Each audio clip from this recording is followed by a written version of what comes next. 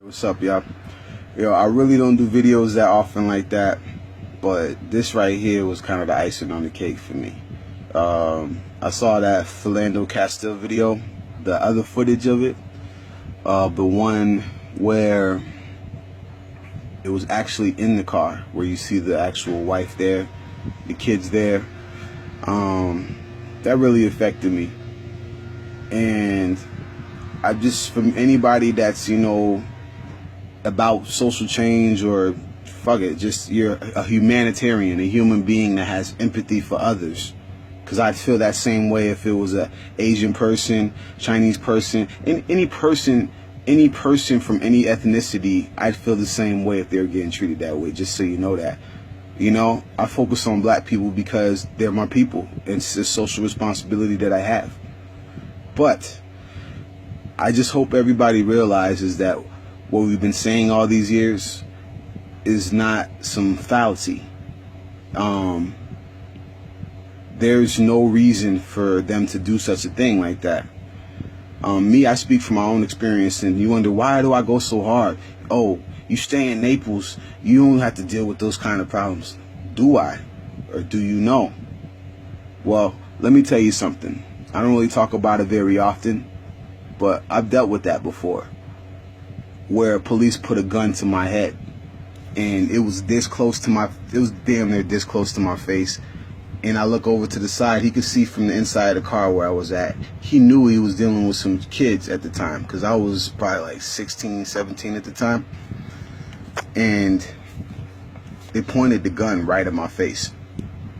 I could literally see the barrel. You know how you see 007 and you see those coils in the barrel? I literally could see that. My life flashed before my eyes. At the time, I didn't think nothing of it.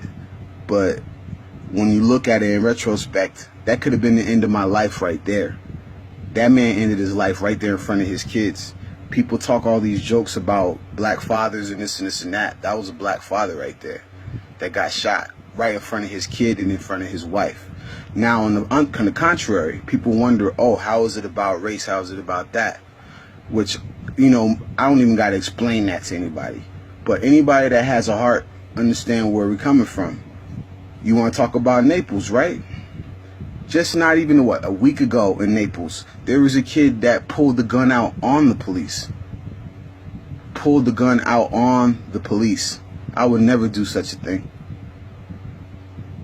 That kid's still alive. Maybe got in trouble, but he still lived to see another day. So when people talk about these excuses saying that it's not about race, you're part of the problem too. You know what I mean? You're just as evil as those people, bro.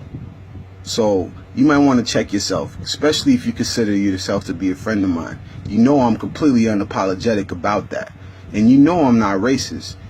You know I don't have a problem with anybody's nationality or creed. But I definitely have a short filter for bullshit.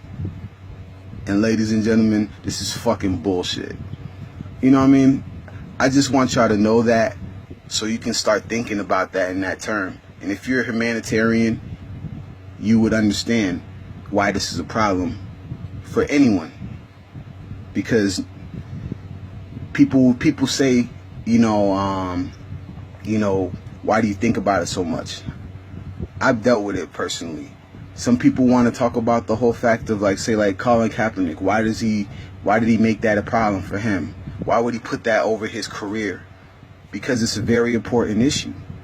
Because even say if he was in that traffic stop or whatever, that would have been the end of his career too. So at the end of the day, people, especially the people that say they have logic, this is for you. Where's your logic right now? Because if you're a critical thinker, it doesn't take much for you to find that out. A 5-year-old can understand that this is wrong. So when you sit there and dismiss it, when you act condescending towards it, act as if people deserved it, you're part of the problem. And you're just as evil as the man that had the gun in his hand. Y'all have a good rest of your evening.